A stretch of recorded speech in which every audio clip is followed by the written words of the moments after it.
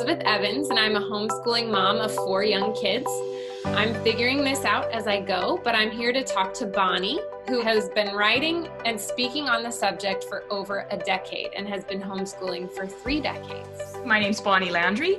I've got 7 kids. They're ages 13 to 33. I've been homeschooling for 29 years. I'm a wife, a mom, a grandma. I'm a speaker and a writer, and I'm an advocate of joy. So we're here to provide this podcast so that homeschooling can look like you imagined it to be. Hi, Elizabeth. Hi. How are you? I'm doing great. How are you? Good. Enjoying the sunshine. Have you guys got nice weather? It's off and on. It's Michigan, so we've had thunderstorms and sun today. Okay, fine. It's nice here, but yeah, this is supposed to be a really nice week, so we're enjoying that. Okay. So last week, I mentioned that we were going to do some sort of a live homeschool class. So that has been all put together. And so I'd like to tell you a little bit about that before we get started. So it's going to be a live Zoom class called Homeschool History, a Socratic approach to cozy learning. The idea being, how do we teach social studies? How do we teach history in a cozy family environment with multiple ages? Okay, it's going to be held on June 9th at 3 p.m. Pacific time. Okay, and we're going to limit the people to 25 participants. The goal being that there's lots of time. I do a 1-hour presentation on teaching history, and then we have an hour just for live Q&A that people can bring their questions, and we want to keep it fairly small so that we can accomplish that really well. So just so I'm not missing anything, so it includes a 1-hour presentation, a 1-hour Q&A, a PDF of my book, How to Read a Book So It Becomes the Curriculum, a resource sheet for teaching history, and then the live class we'll put up on YouTube with a private link so that you can go back and access the class if you would like to. So that's what we're heading for. It's going to be $25 Canadian, which is about $18 American for the 2 hours. So if anyone wants to participate in that, I'll put the link to this in the show notes. I already have several people signed up for it. So if the class fills up, I will just do a second one. So not to worry, no panicking. And yeah, so that should be super fun. The reason why, just so people know, the reason why we thought to do this was because there are production costs involved with keeping the podcast going. And the response to the podcast so far has been incredible. We're really, really blown away by that. And we'd like to see it stay afloat. So this is one way that we can cover our costs for keeping the podcast going and all the production costs involved in that, while also supplying something that will be valuable to people. And I'm hoping to do this about once a month on different topics. So, and sort of delve into a little more deeply some of the topics that we're addressing, as our questions come in. And we're getting lots of questions in. So, surprise, surprise, what's today's question? All right, let's go. What do we start with? Okay, let's start with, this is a question from Laura. Okay. And she says, we are having trouble with sibling rivalry. My approach has been more coercive. The kids are always fighting each other, resisting their chores, and being disrespectful to me. How can I effectively transition to relationship parenting where joy might be possible? Wow, that's a big question. It is. Start strong. Yeah, and I love that she's asking, where do I start? Where does relationship parenting take me in all of this? And how am I going to do that? What does it look like?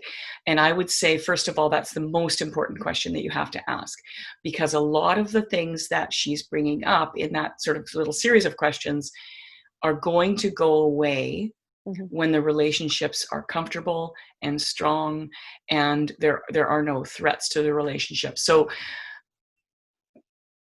let's talk for a moment about coercion, okay? Coercion is kind of a dirty word, right? We think of it in nicer terms. We tend to, as parents, think of it in nicer terms. So we think of it as carrot and stick.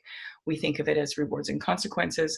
But really what it is coercing somebody into doing your bidding, okay? Now, ultimately, we want our kids to do our bidding, okay? We want them to obey us. We want their cooperation, okay? When we use coercion, we are actually undermining that end goal of having the relationship be intact. Okay, we're undermining it. Now, we know that as adults, because if somebody tries to coerce us into doing something, as opposed to seeking our cooperation, we don't like that, and we automatically get our back up. Okay, it's the same thing when you're trying to make a deal with a kid, when you're trying to coerce a kid, they're going to get their backs up. Okay, and I think there's very little difference between rewards and consequences. It's still some form of coercion. It's some way of applying pressure. And when we apply pressure, we don't like it. When a pressure is applied to us, we don't like it. Okay, that doesn't make for healthy adult relationships, and so we have to assume it is not going to make for healthy child-parent relationships. Right. Okay, so I think that we need to be really clear about coercion and what it is. Carrots and sticks, rewards and consequences, whatever you call it, it is applying pressure to get the behavior that you want to get. Okay, our kids want to be treated with dignity. Okay, and that should be our goal as parents, is to see them with dignity. Okay, like we would strive to see every other human being with dignity. And coercion undermines the inherent dignity that every human being has. Okay, but the problem that we're having culturally, I don't mean individual parents, but I mean as a culture, is that whatever we practice is what we get good at. Okay, for example, I'm going to use sarcasm as an example. If we are sarcastic, we get very good at that, right? We get very good at targeting people, at picking up on their weaknesses, at diving in with our little bits of sarcasm. And, we hone that skill, okay? Yeah. Culturally, what we're practicing is rewards and consequences, carrots and sticks, coercion. That is the milieu that we live in, okay? And so for most of us, we don't know what the alternatives to that are, okay? I think how we've ended up here, this is my take on the situation. I think how we've ended up there is that in days gone by, there's the I think Barbara Coloroso calls it the brick wall parent, right? Who just, they are in charge, they are in control, you are never going to get past them, all of their, what they say goes. Right. And, and you're going to catch it. You're going to be severely punished if you don't comply. Okay.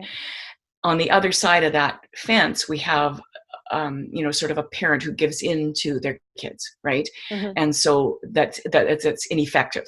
Okay. And I think carrot and stick, or rewards and consequences, feels like some sort of middle way. Okay, that, okay, I will offer these rewards or these consequences and the child will respond to them. And that's how we're going to manage behavior. Okay, because behavior does need to be managed. That's a reality that we live with. So that's culturally where we are. It's not a great place. And we're seeing it, that it's not a great place because, first of all, carrot and stick is going to get you into trouble. Right. When that is your go-to with everything, that's how you manage all your child's behavior. There's a few things that are going to happen, and this is a big topic. This would actually be a great topic to deal with on its own.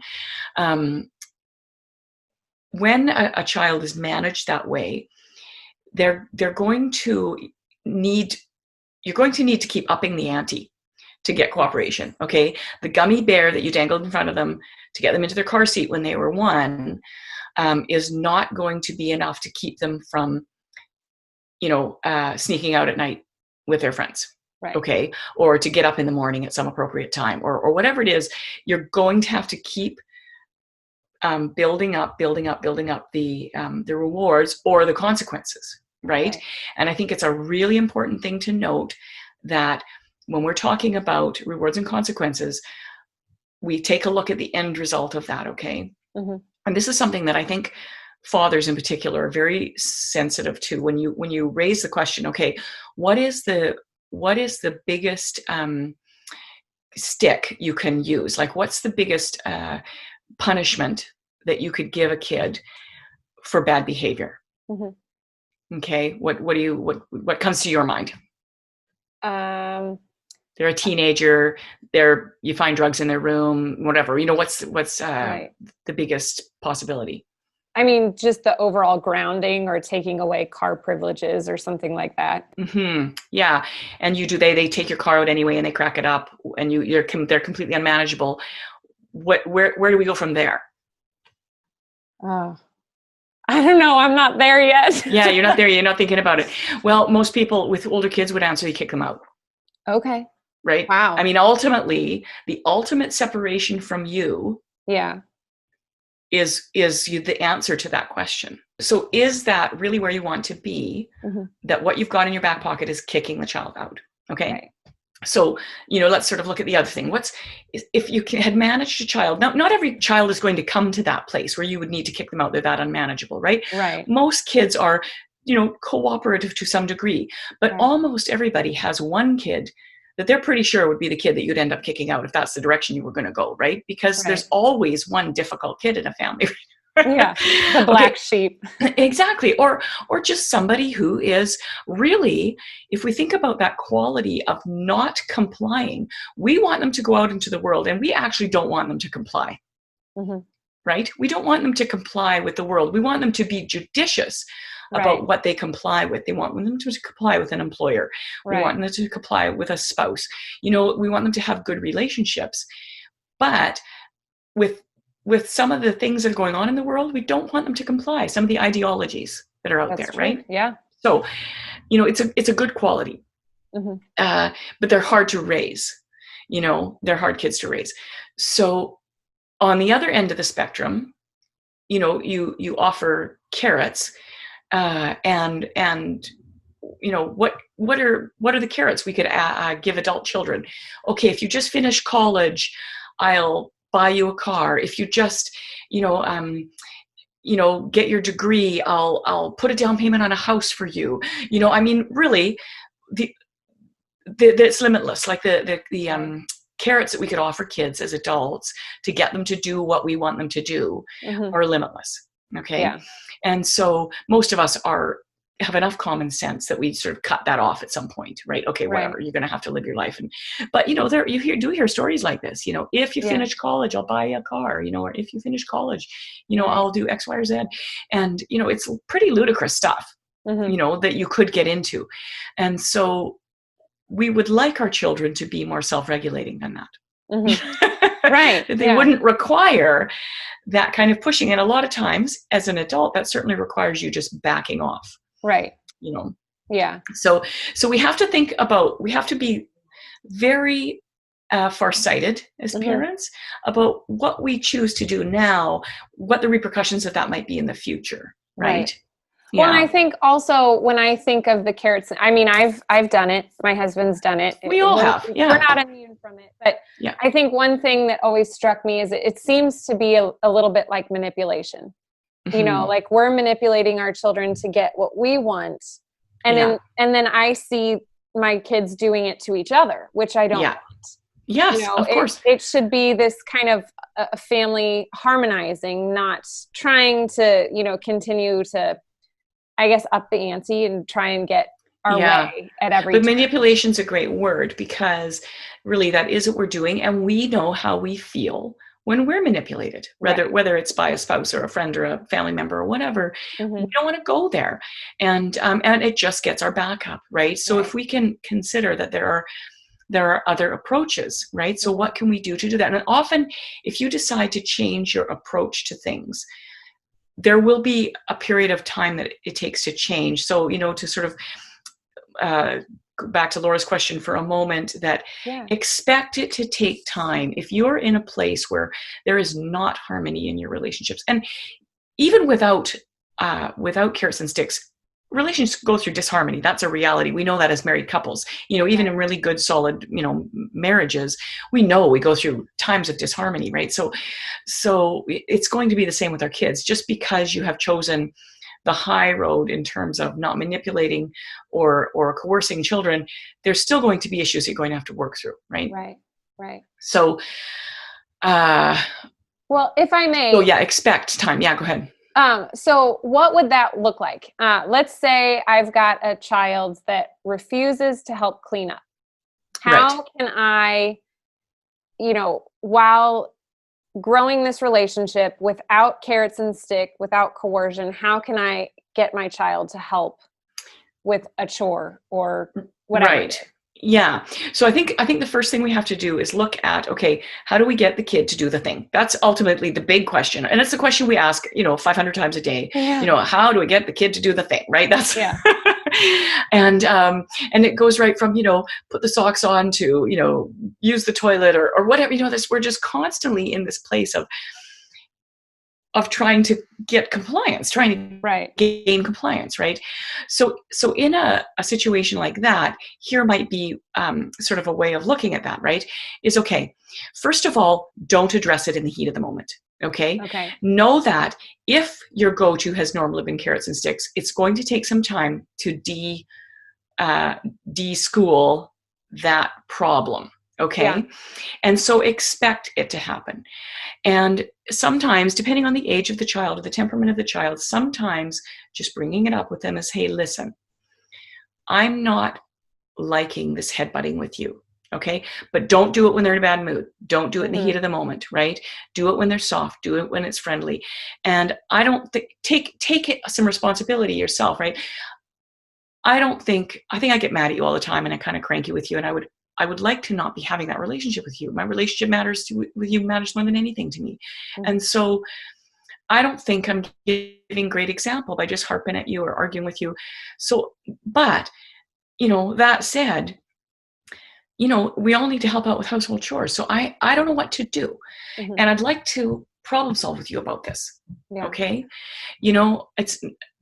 So first of all, it says a lot to them that the relationship matters enough to you that you want to change it, okay? And you want to reach out to them to say, how is it we can fix this problem? Because they know it's a problem, right? The kid knows it's a problem for sure. And their first response might not be great. It might be great, depending on it depends on the temperament of the kid. But, their first response might be, was a stupid conversation, you don't know how they're going to respond. Right. But you need to keep coming back to it, right? And I think one of the ways that we have to do that is certainly initially is just by backing off, right? And maybe they say, oh well, I hate doing that job, because maybe they've got legitimate reasons why they hate that job. Right after supper, I want to go play, basketball or whatever. Okay, well, let's think about that.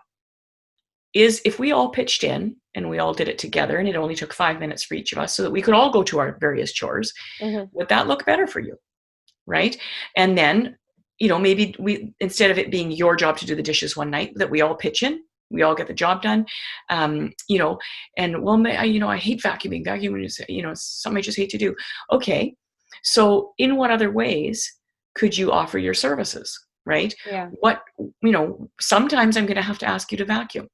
Would it be easier if I just put a time limit on the chores that you do, and I'll give you a little list and you just keep going through the list? Or would it be easier if we discussed maybe maybe somebody else would prefer to vacuum than fold laundry? So, let's problem solve. Okay. And that, I think, carries you a long way with kids about gaining their trust, gaining some traction in the relationship if it's compromised. And certainly if you've been in a place that's really poor, it's a way of kind of getting back on track, right? Yeah. But sometimes it requires definitely some backing off. But number one thing, not in the heat of the moment. Okay. Yeah, that's right? Good Talk advice. About it at a time when it's soft. Right. Yeah. My son was upset this evening because he was very hungry. He likes to graze all throughout the day. And so we get to a point where you have to wait for dinner. No more snacking. And he was mad. And I knew he was mad, and it was kind of a miscommunication on my part. So he's upset, and I just hugged him and let him be upset. And I didn't, I didn't try and talk him into a better mood, but I just hugged him and I apologized, and he went on his way. And we had dinner, and I mean, it was fine. But yeah, I think I just connected what you were just saying with, I didn't try and, yell at him or sternly, well, you should have listened earlier when I told you to get your snack and you didn't. And, Yeah. It just doesn't get us anywhere, right? No. Yeah. I mean, you can actually say the same words like, oh, maybe tomorrow when I remind you to get a snack, you should just, do that. And then you won't be feeling this way. And they might, if they're 4, they might throw themselves on the ground and be hissy fit. We don't have to react to that.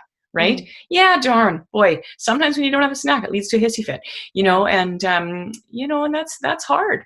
Yeah. But, oh, well, and so I think a lot of times as parents, we get sucked quite regularly into the emotions, right? Yeah. And so our emotions end up, getting involved. Right. And, so if we can sort of stay, there's a great line in the Catechism. We talk about lines in the Catechism. There's a great quote from the Catechism in family life. I'll try and find the which number it is and put it in there. But I just love it. It says, parents are obliged to provide disinterested service. When I first read that years ago, and I thought, disinterested service, that doesn't sound very loving, you know what I mean? Mm-hmm. But as I thought about the word, disinterested doesn't mean not loving or not caring. It means that we don't become emotional about something that's not our issue. Right. So we provide disinterested service so that we're at the service of our family. And sometimes at the service of our family means saying no to them, mm-hmm. Or not allowing things. But we don't have to get emotionally involved. Oh, darn, that no really upset you. That's too bad. Yeah. I think my husband and I are both actually learning a lot from Fred Rogers. We've watched his documentary. Oh. And we just rented and watched what's the movie? Beautiful Day in the Neighborhood that just came out. Isn't that spectacular? Oh, so I was watching it and I thought, this is how I should be talking to my kids. When years ago, I was actually one of those critics of him. Right. And now as a parent, seeing, I'm forming these children to go out into the world. I want home to be where they feel safe and loved, because once they leave the house, there's going to be moments where they don't feel safe and they don't feel loved. Yeah. And I want them to know they can always come back home. And so watching Fred Rogers as a parent now and seeing how he cared for every single person he met because of their individuality and that they were a person and, loved by God. It was just like, so nice. That's what I have to do.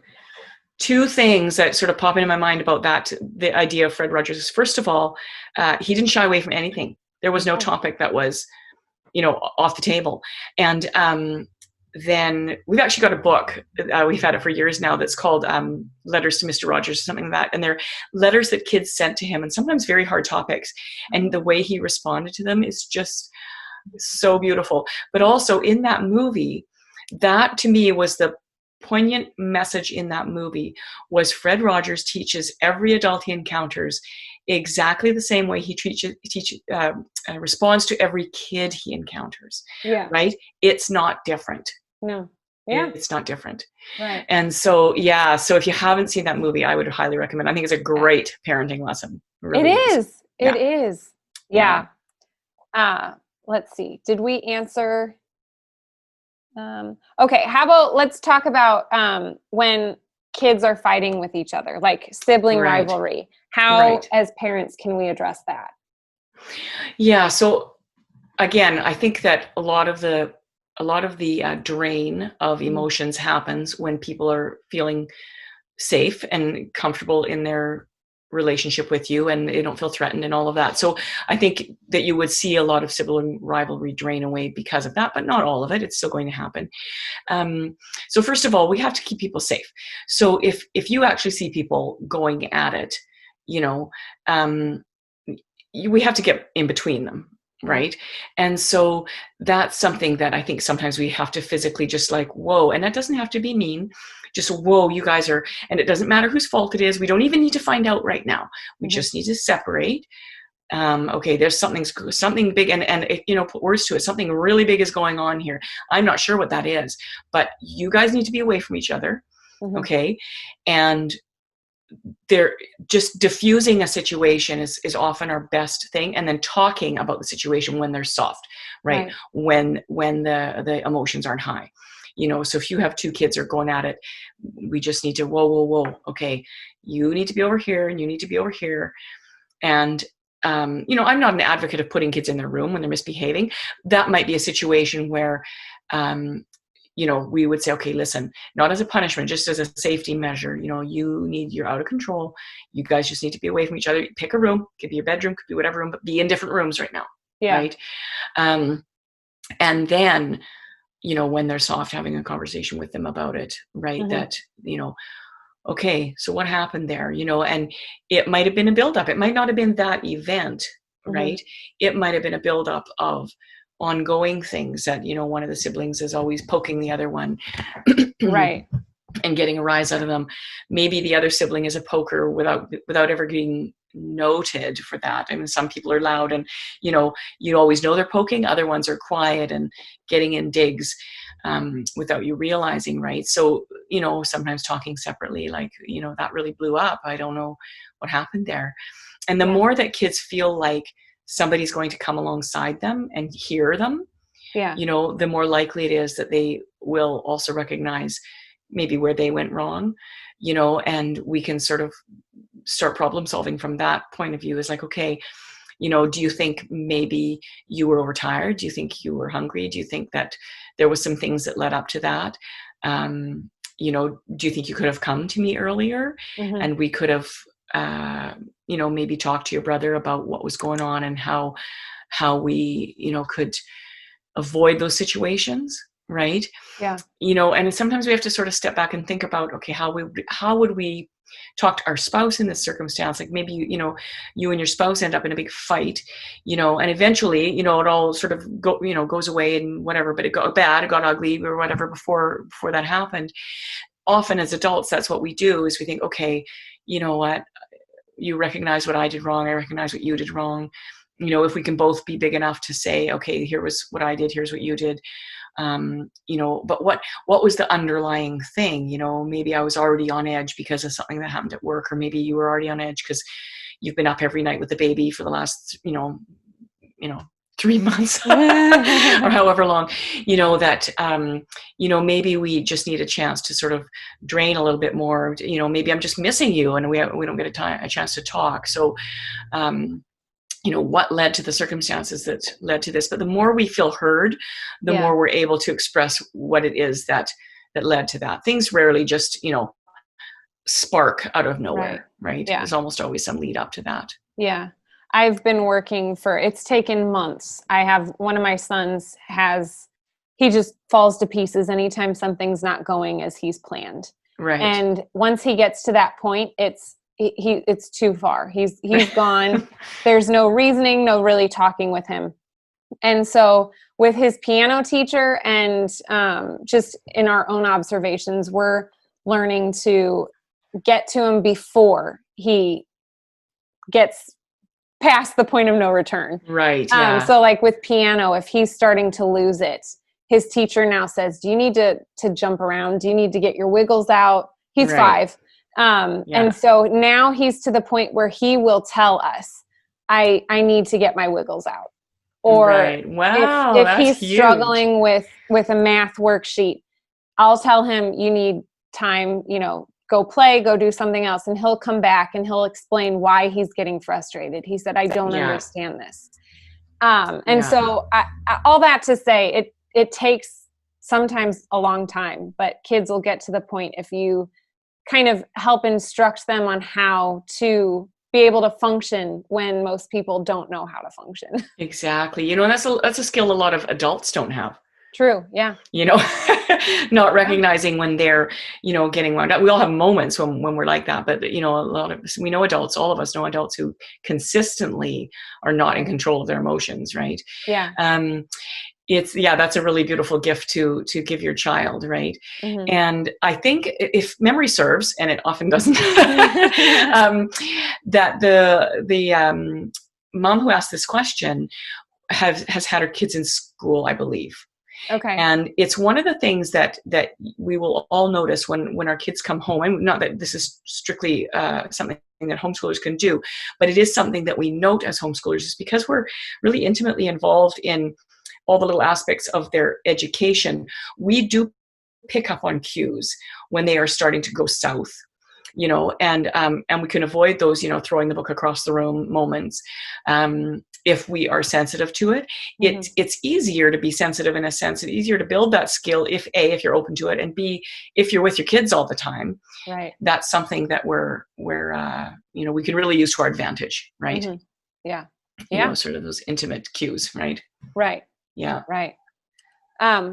Okay. Well, let's move on. But I think it's sticking around the same type of topic of, I guess, difficult children, right? And I'm saying this in quotes for people listening. Yeah. So Sylvie asks, what do you do when your difficult child refuses to join for reading books together? Right. Like reading aloud as a family. I'm guessing that's what she means by that. Okay. So a couple of things. First of all children are difficult sometimes. Mm-hmm. Okay. Some children are difficult all the time. Right. So sometimes we're really caught off guard by a child who's always been kind of pretty compliant and pretty easy to get along with. And suddenly they're difficult. So the skills that you learn with your difficult children are skills that serve you really well. Right. And so I think that we really have to be super grateful for our kids who are difficult, because I think that they are, and I think we even have to find a different word than difficult. I think we have to find more positive words, because those are the kids we really learn parenting skills with, right? Well, and that's why I said it in quotes. Exactly. Yeah, I got that. And that, so, okay. My take on that, now sometimes that's age dependent, okay? With little kids, I kind of corral my kids when I'm reading out loud to them. So we eat around a meal, so they're naturally sort of there for the meal part. But because I had toddlers and whatnot, I think I've said this before, that I would gate off, sort of our kitchen area, so that while I was reading, I wasn't having to chase toddlers or be worried about where they were. Right. So they're kind of, in a sense, forced to be where I am. Now, with a bigger kid, they are going to be able to step over a baby gate or go away. My inclination would just be to let them go. Okay. So say you're dealing with a 10-year-old and you're having some relational issues. I would not make that the mountain I would die on. Okay. Even if I was wanting them to learn something, if you make them stay there, even if you could, we can't really make people do things, but even if we could, if they were compliant enough, they'd fine, okay, I'll stay here because you made some threat or made some promise to them or whatever. If they're not going to learn anything, right? They're not going to learn anything if they don't want to be there. What we're going to have more success with that if we foster an environment where they want to be there. Okay. Right. So again, it goes back to working on the relationship, right? Let's work on the relationship and get them to a place. If they don't want to sit in with this book, let's just not make that a deal right now. Right. Okay. I could see that could lead to a family problem if somebody else wants to, not read the book. So, be really judicious in what you're doing. Make it a book that they want to be there for. So if you have other kids saying, I don't want to do this, maybe be more judicious about what you're choosing to read. And or have the kids, give some input into what you are reading together as a family. Don't make that's my inclination would be to not make that something forced, right? Yeah. Create an environment where that is pleasant. That's a pleasant experience. Right. Okay. So I would tend to back right off that and look at the bigger picture of the relationship and what's going on there and why the child isn't cooperating. The bottom line is, if you had a child, say they were a preteen or teenager or whatever, and they opted to never sit and read the family books with you ever because they were, they lose out, right? You have to approach things in a different way. But it's not, I think reading aloud is one of the foundations of beautiful family education. Yeah.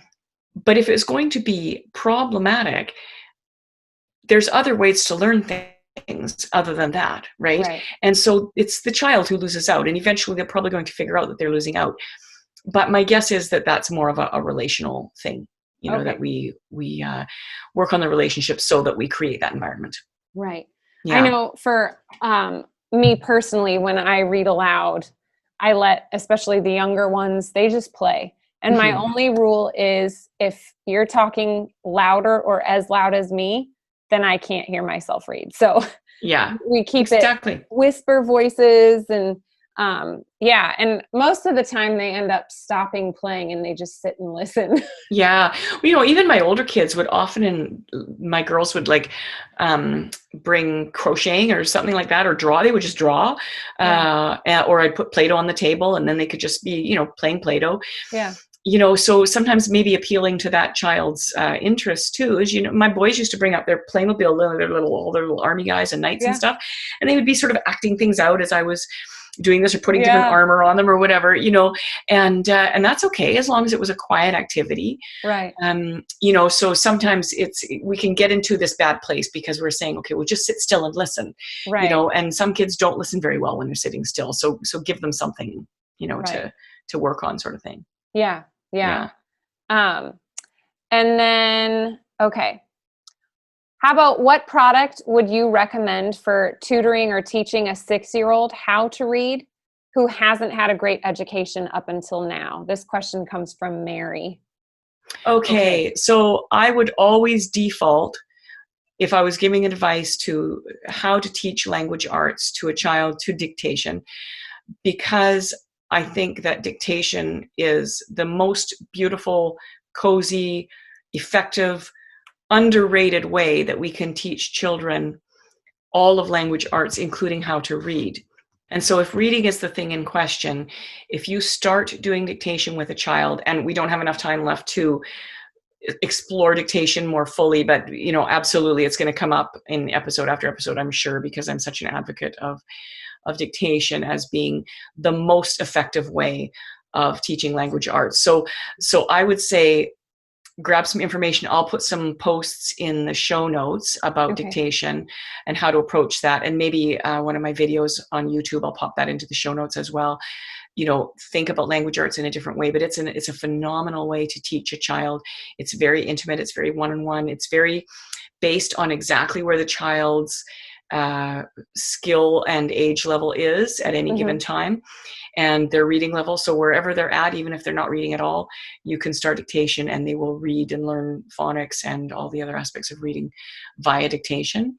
So so big topic, but let's address that. Maybe even next week we could. Okay. So the next question is from Alex. She wants to know, does your routine change during pregnancy and postpartum? Completely. So I have 7 kids. So my routine always changed during pregnancy. And the biggest way that changed was that I mostly laid on the couch all day for the first 3 months. Now that's very individual. Okay. Some people don't have, you know, tough pregnancies. I had a really severe morning sickness when I was pregnant. But the rest of my pregnancy was usually pretty good. I was, you know, tired. But then after I had the baby, I always was sort of back into my sort of normal energetic state. For some people, that's not the case. They have a time of being, you know, maybe on a low ebb postpartum, or you know, the various things. So whenever you experience that, whether it's for the whole 12 months of, you know, first finding out you're pregnant and that initial postpartum period or whatever, consider these thoughts for that whole period of time. That basically, I always studied history, an era of history with my kids every year. We'd sort of choose an era and stick with that. When I was pregnant, I didn't really do social studies at all with my kids. I would just read some of the beautiful books that didn't require a lot of delving into. Okay. So that kind of gave me a break from one aspect of, you know, just one more thing in your day. That's what I love. I mean, I love history more than anything in terms of school subjects. But it was sort of a break to not be thinking about writing or resources or supplementing our history study. So we would read things like Lord of the Rings or, The Hobbit or The Hunger Games, or, something that is beautiful fiction that you want to get around to, but often didn't fit into sort of a social studies kind of subject area. So that was the biggest way. And we just ramped everything down, right? And so my routine, as a pregnant mom was just to do a lot less, right? And kind of take care of my own needs and, be sort of very gentle with myself, right? And I think that's something we always need to be a little bit sensitive about. But when we're in greater need, that absolutely we can just sort of ramp it back and do the basics. Read to your kids. If you need to do a little bit of math, keep it just very minimal. Know that taking time off from doing things isn't going to hurt anybody, right? We can get into this mindset if we're not doing X amount of stuff every day that somehow we're failing, right? Kids will leap ahead in their knowledge and understanding of things even when we take breaks regularly. I'm just sort of looking at that from a little bit bigger perspective. We had about 3 different years. So we've been homeschooling for 29 years. There was about 3 different years in that where essentially we took the year off. Because we were having some, severe illness and issues in the house that could not be dealt with. One of them, I was very, very sick one year, about 13 years ago. And, so, I had high schoolers and they had some things they did on their own. But, in terms of what we did, basically, I just read to the kids, and those who were old enough to do what they could do on their own did. And those who weren't, we just basically took the year off, had a very ramped down kind of a year, and they learned a lot about how to take care of a sick mother, and so there's huge value in that, right? Every pregnancy also, by the way, is a science study. So you can't deny that. Every time you look at your app to look at what your, baby in the womb is looking like this week and next week and at 3 months and 5 months and whatever, it's a science study, right? And you just cannot deny it's the best science study possible in terms of human growth and reproduction, right? We just can't get away from that. So even when you think you're not doing nothing, you're absolutely doing something. I just put up a blog post. It's an older post that I put on my new site called 5-Minute Education, and I'll pop that in the show notes as well. Just looking at the value of just doing things up close for a few minutes at a time and how much value there is in that, right? And so at those times in our life, we can really fall back on that idea that we can just do less and allow the learning and wonder to happen by doing less, So, highly recommend changing up your routine. I think we'll need to have a show mainly focused on pregnancy and postpartum teaching, because I think it's a good idea, actually. Because I even, as you were talking, I was sitting there thinking, well, I'm a very scrupulous person and I'm still in the mindset of checking off boxes. And, we've got to get finished with X, Y, and Z to have a full year, exactly. So I think it's a great idea, actually, to spend a whole, come up with a few questions that are all based around that people have submitted, and and not just pregnancy, postpartum, but all the sort of years that are difficult, right? Or situations that are difficult. Somebody in the family gets sick or something, like COVID happens, right? Okay. How do we deal with that? How do we cut back? How do we manage the situation? And get the most out of it, right? Not just tolerate it or not just get through it by the, gritting our teeth, but how do we actually make the most of something like this when we're sort of in dire need? Right. So good topic. Yeah. And I will say before we finish up, I've been, this past week or two, I've been making more of a point of just kind of enjoying my kids. And I have had so much fun watching them play, or I'll sit and we were reading Peter and the Starcatcher, and we hear about the crocodile named Mr. Grin. And he's 25 feet long and his teeth are, huge. And so we got out our measuring tape and we measured 25 feet and we looked up how big alligator teeth are. And, we just made a lesson out of it, which I never thought to do with a fictional book. Yeah. There's so many lessons in fiction. Oh my gosh. It's inexhaustible, actually. Yeah. Right. Yeah. So I'm learning from you a lot. That's good. Before we wrap up, I just want to remind people, don't forget to send in your questions. If we get, we have gotten some similar questions, so we sort of compile them to put them into one question, and we'll deal as many as we can in any given episode. But it's fantastic. We've received so many fabulous questions. So you can message me via Instagram, on my Facebook page, Make Joy Normal, either by private message or just post it on my Facebook page. My email is on my blog if you want to go to my website, bonnielandry.ca. And also our podcast is on YouTube as a video as well. So you can listen to it as a podcast, or you can watch it on YouTube if you want to see how adorable Elizabeth and I are in person. And don't forget on YouTube to like and subscribe, because that's how we're going to get the word out there more effectively. So God bless, and we'll see you next week. Thank you. Bye. Bye.